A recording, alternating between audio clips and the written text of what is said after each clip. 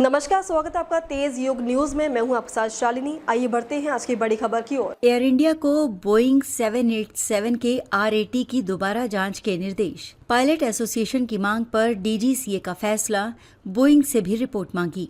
नागरिक उड्डयन महानिदेशालय ने रविवार को एयरलाइन एयर इंडिया को निर्देश दिया है कि जिन बोइंग 787 विमानों में हाल ही में पावर कंडीशनिंग मॉड्यूल बदला गया है, उन सभी विमानों के रैम एयर टरबाइन की स्टोवेज यानी फिटिंग और स्थिति की दोबारा जांच की जाए।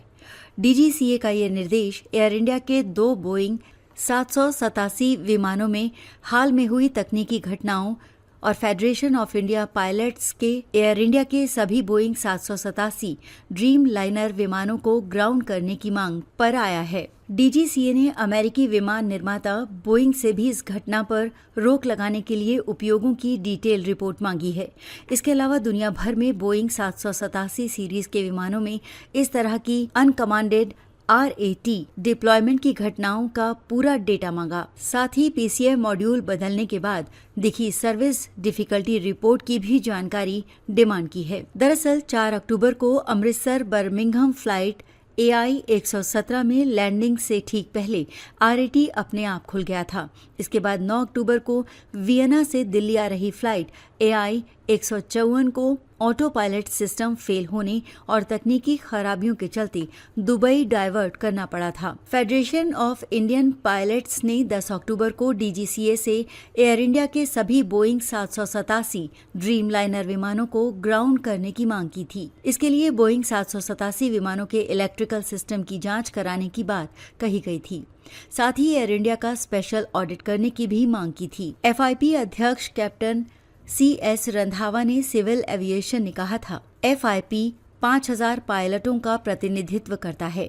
बोइंग विमानों के RAT और इलेक्ट्रिकल सिस्टम से जुड़ी जो घटनाओं के बाद ये मांग की गई है। नए इंजीनियर्स के विमानों के मेंटेनेंस करने के बाद से ज्यादा खराबियां सामने आ रही हैं।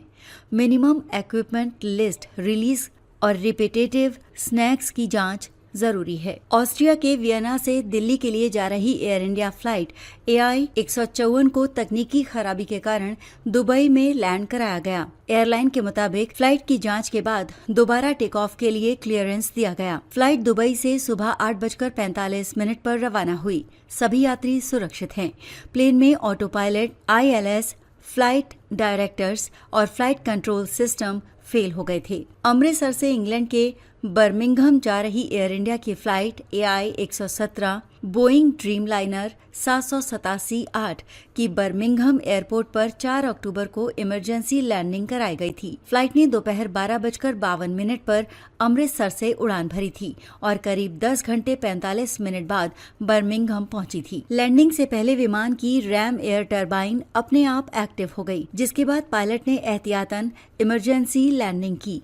एयर इंडिया ने बताया कि सभी यात्री और क्रू पूरी तरह सुरक्षित हैं। जून 2025 में अहमदाबाद से London Gatwick flight AI 171 take off के समय क्रैश होने के बाद से लगातार कंपनी और यात्री सुरक्षा को लेकर सवाल उठ रहे हैं। इस हादसे में 270 लोगों की मौत हो गई थी।